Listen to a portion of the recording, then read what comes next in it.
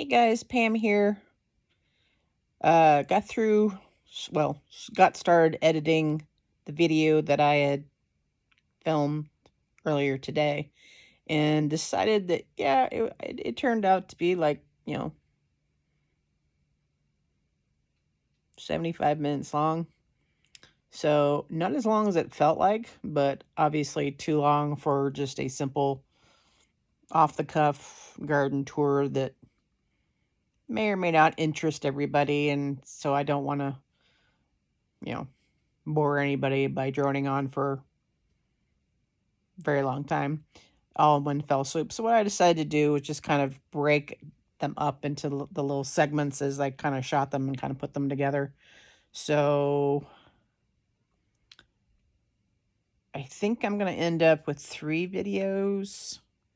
If I change my mind, possibly 4, but I think right now it's just going to be 3 that are going to be like, 15, 20 odd minute chunks. Nothing longer than half an hour, hopefully. Hopefully. I said hopefully. So if it turns out that one's still an hour long, then I can't help you. But I hope you all enjoy it. And RJ says hi. Hope you enjoy them. Mainly I'm looking to get, now that it's cooling off, to get back in the garden, get things situated so that hopefully I can hit the ground running in the spring when I can get back out and start planting stuff again. I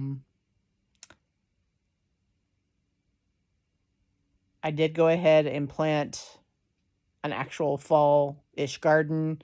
You'll see part of it with the brassicas in this clip. I think the one with the carrots and rutabagas and things like that. The root vegetables, mostly lettuce. I think that'll come in the second one. I think. But you'll find out. Bye. Okay, so here we come to the first spot. So this is one of my first raised beds, and as you will see, 2 of the sides are down. Oh no, you may say, Pam, what happened? Well, that was me. So this bed has been here, made out of 2 by 10 or 2 by 12, probably 2 by 12 siding, probably pine. Just got it at Lowe's, and it has been this was my first attempt at putting together my own raised bed, and I was still new to learning how to use an electric drill, things like that, and didn't do a great job. Corners didn't come together, screws didn't go all the way in, and yeah, I just left it like that. Stripped out quite a few of the screws, the things that make the screw turn when you put the screwdriver in or the power drill. But as you can see, on the inside, it's starting to rot out, and I'm probably going to, if I can get all of the screws out of the wood, probably going to try and put this together somewhere else. But what I'm going to try and do, and we'll see if I am successful or not, I'm going to try, there was a video that Gardener Scott, he is a YouTube videoer, content creator in Colorado, who, he has a nice little channel that I follow every once in a while, and he had a video where he was making a raised bed out of cement, and my brain just totally blanked on the actual name of these. They're actual boards that you can screw on, I guess, to the outside of newly made houses and things like that. Leader boards, header boards, something board. But they come in sheets of 3 feet by 5 feet, kind of like plywood, but smaller dimensions and made out of cement instead of plywood, wood. And so the premise is, I think that he said they come in 1/4 inch and 1/2 inch widths. So I checked, this was before the hurricane, so I'll have to check again before I go off to see about purchasing some. But what you can do is you can actually score the board with like an X-Acto knife or things like that, you know, tools like that, and eventually you can actually just cause them to snap where you want them, where they get scored, instead of having to actually use a circular saw or something like that, because that takes, at least I'm assuming, takes a different kind of blade, and I would rather try it that way. What I'm going to try and do, this bed is 5 feet by 5 feet. As you can see, I have one of my chased tree bushes here. This is an old butterfly bush that has been slowly but surely dwindling. I think what I'm going to try and do with this guy is I'm just going to dig this out, cut it back really big time, and see, because I think what's happening is this has been here pretty much, you know, the entire time I've had the house, and it's just gotten very wispy and hasn't been separated out. So I'm thinking maybe if I can get it dug out, separate it, you know, cut it back really good, and maybe replant it somewhere else, and then I can do something else. I'm going to leave the chase tree bush here. There's a couple other things in here. There's a couple of clumps of golden marguerite. That's a malva, which is related to hollyhocks. There's a couple of dianthus here on this side, where you can kind of sort of see that little green there is part of the dianthus. It may or may not come back, but as you can see, since this is a, you know, 12-inch tall board here, that the soil has settled quite a bit. Sorry, someone's burning something somewhere. So the soil has settled. You know, there's a good 6 inches that needs to be topped up, but I thought before I go to the expense and effort of doing that, I would see about replacing the boards first. So I've also got, there's some iris in here, there's daffodil bulbs in here, Miss Kitty the statuary. But what I'm hoping to do, instead of doing 5 by 5, since those header boards, leader boards, whatever they're called, they come in 5-foot lengths, I could just very well just do another 5 by 5 bed. But I thought, since I'm going to have to get 2 of the 3 by 5 boards anyway, that I could extend and somehow attach 2 of the boards, you know, going next to each other, side by side, to make one long 10-foot section.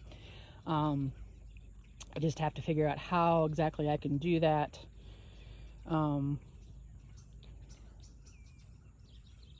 There's a lot of things I need to worry about, but I think what I'm going to do is I'm just going to go ahead with the 2x4, maybe a 2x2 segment to do the corners like I do with normal beds, and just kind of screw through the cement board and into the wood. More than likely I'm going to have to replace that, but it might be a little bit easier than just having to replace everything. Hello, Miss Liz.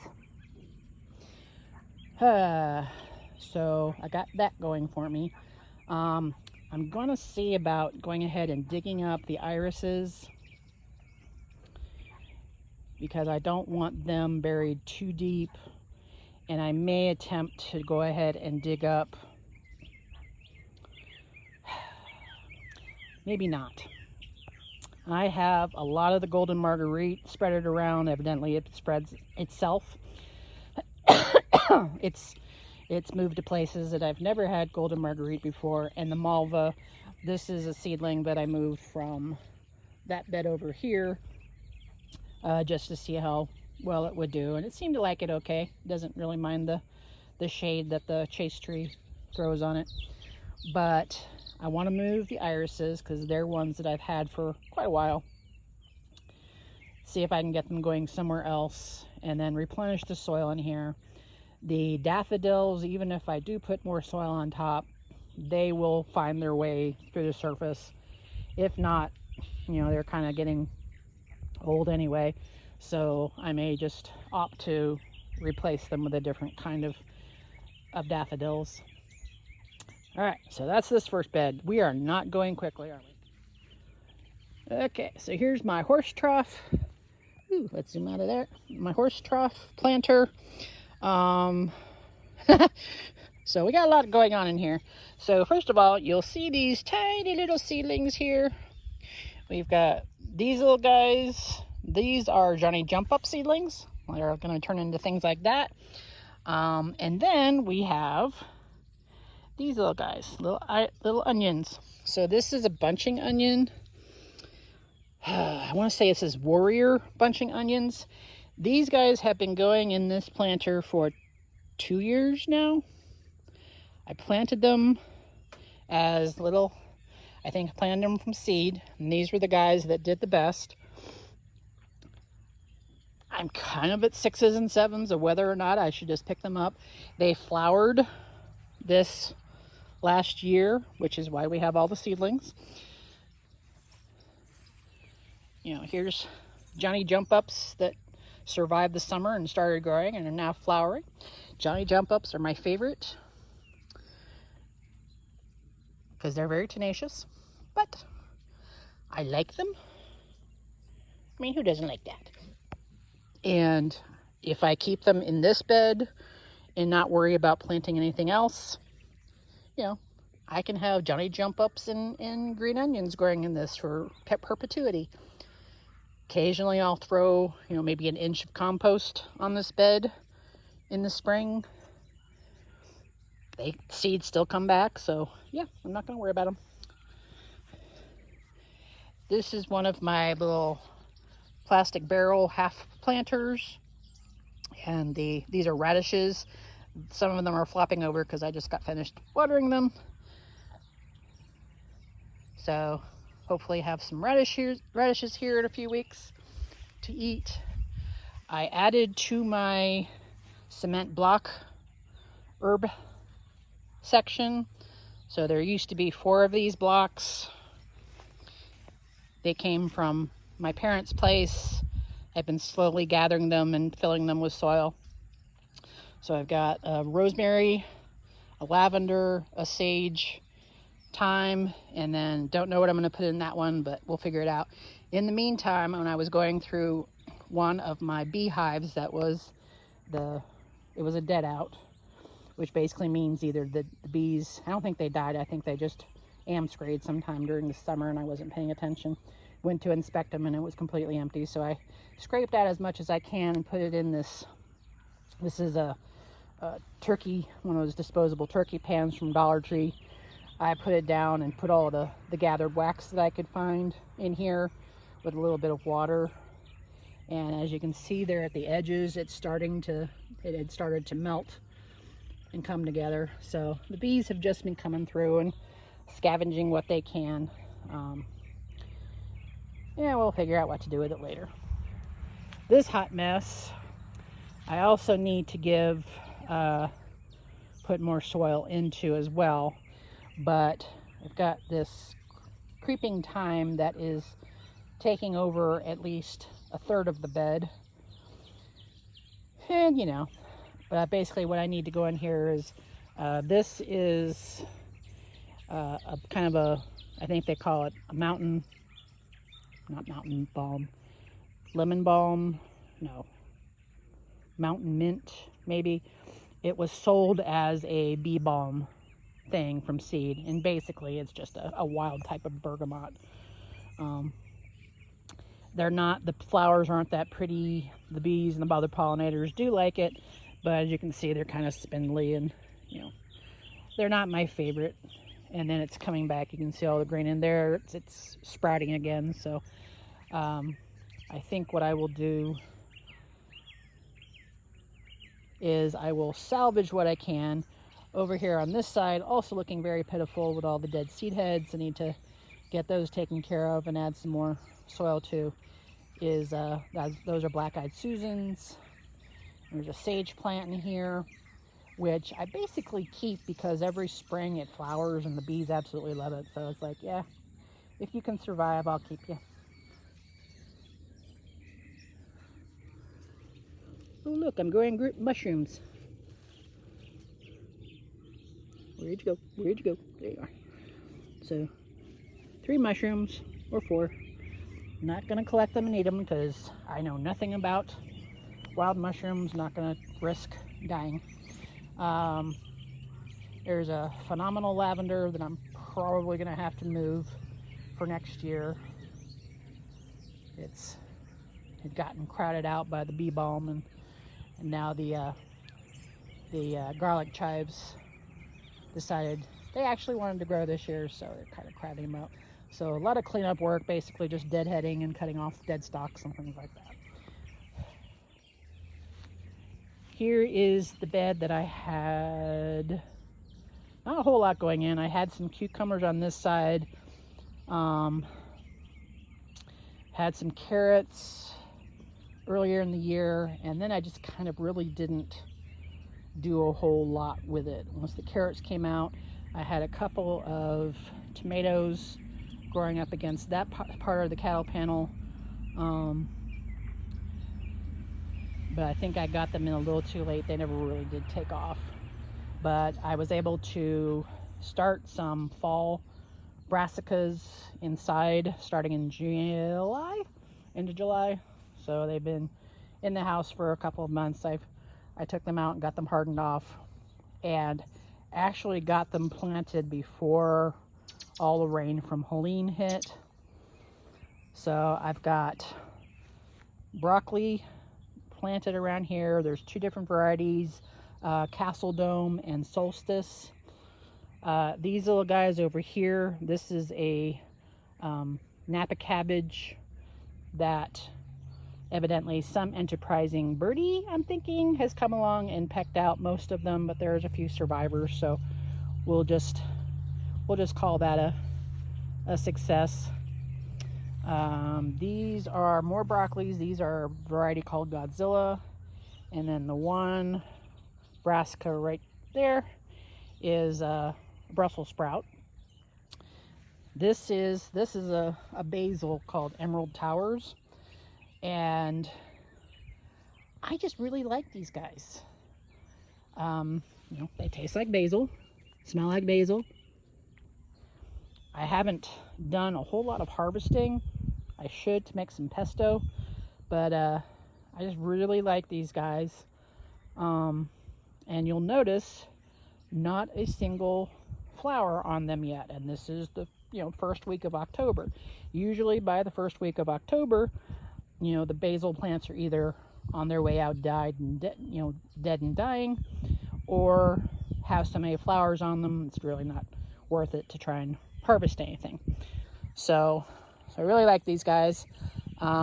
These got about 2 feet tall. According to the seed packet, they can get 3 feet tall, but I'm okay with 2 feet. That's a little dianthus that I grew from seed that was huge, and it pretty much all died back, and then we got the rains, and now it's trying to make a comeback, so I just leave it there. What else is going on? Hello, yellow butterfly. Go away. Don't lay eggs. And speaking of the golden marguerite, there's a little seedling that showed up out of nowhere that I probably should go ahead and at least pull out and put somewhere else. And then there, for some reason, looks like a pea of some kind. I don't remember planting a pea there, but okay. You gotta love gardening. It's always a surprise. Here is the mint patch, which the bees are enjoying.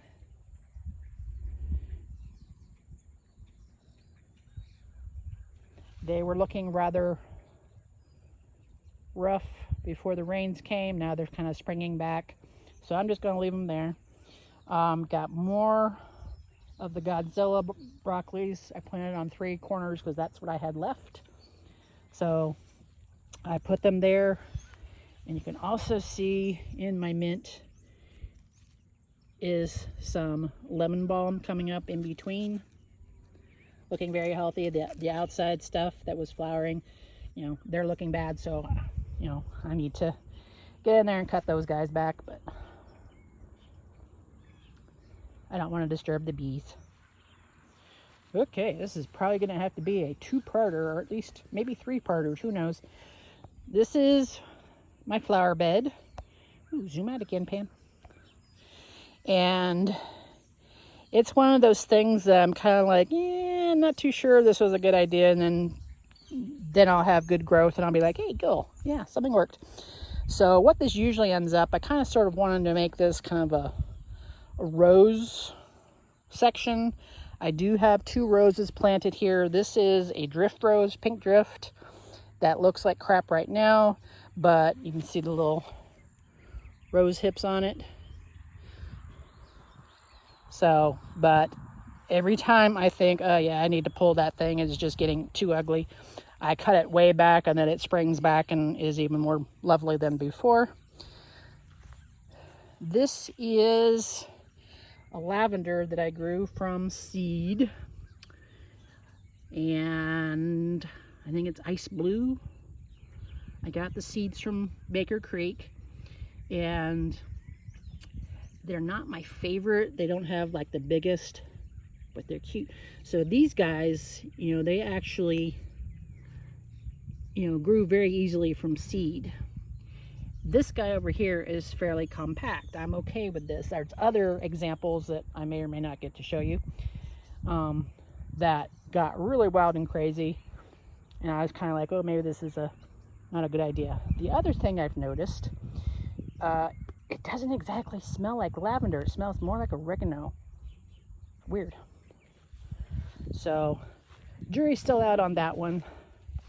I made the mistake of planting more black-eyed Susans in this little section. It was one little, like, 2x2 pot that I think I had taken from over there, and I picked it up. I was going to put it in my plant sale earlier this spring, and it didn't sell, so I didn't want to kill it, so I put it over here, and it decided it liked the spot. Got some ageridum, which is floss flower, and then some calendula that have perked up all of a sudden.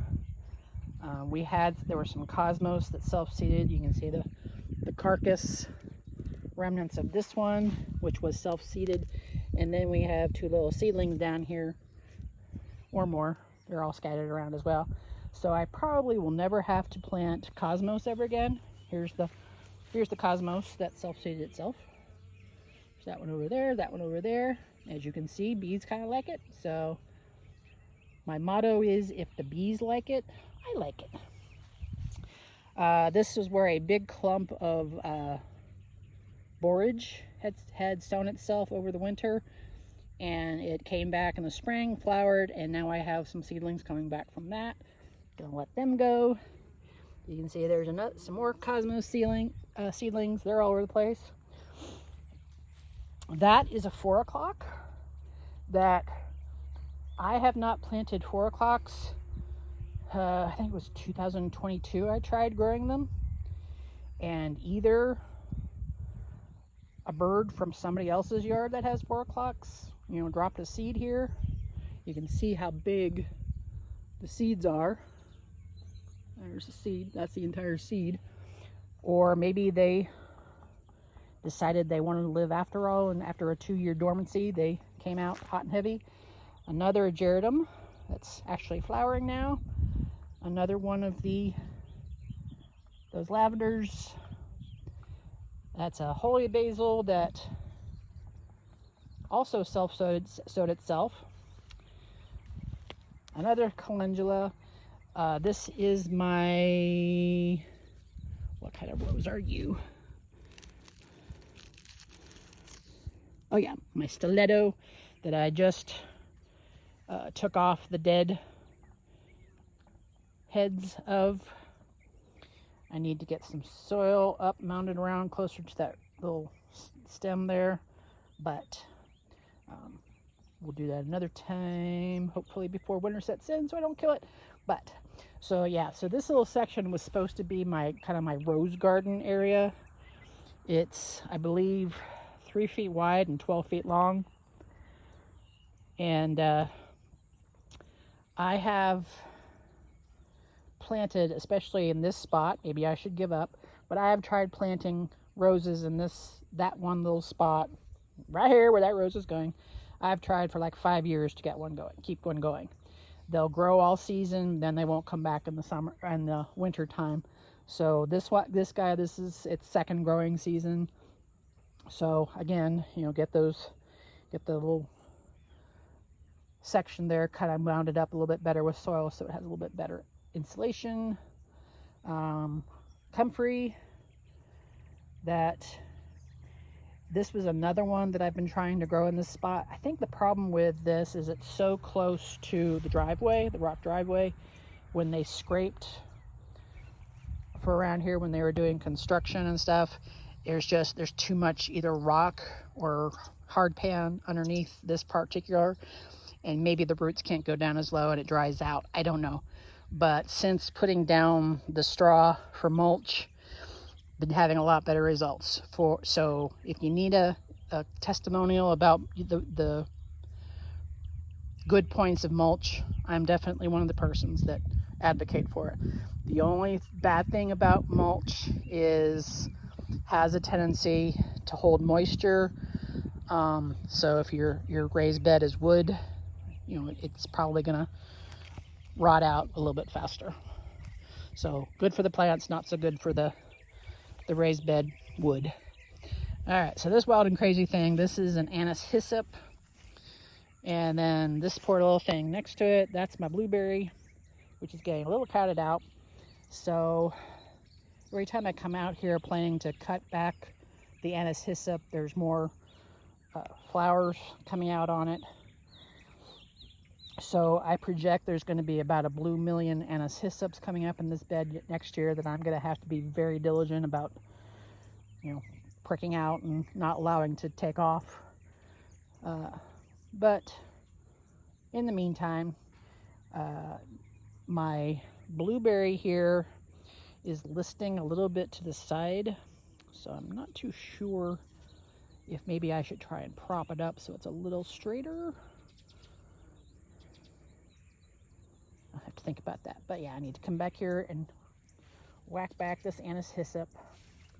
The elderberries in the white plastic tubs perked up a little bit after the rains of the hurricane, but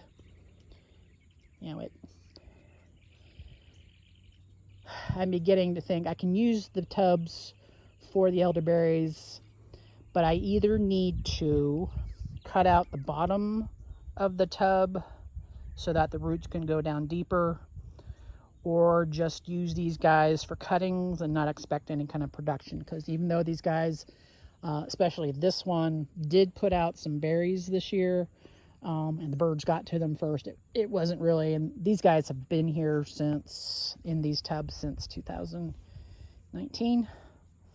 So yeah. So what my hope is to make a hedgerow of sorts with things like mulberries and elderberries and thornless blackberries and maybe blueberries. I don't know.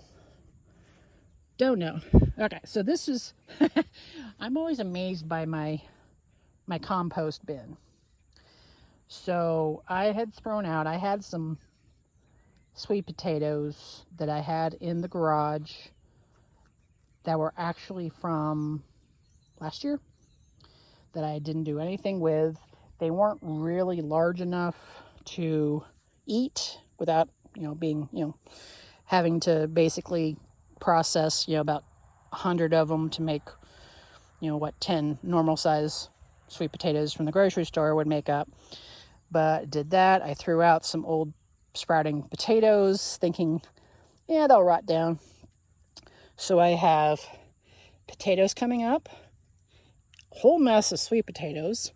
These guys were not really this abundant until after Helene came. And then, even more of a surprise, this had gotten knocked down on the little front of my bed here.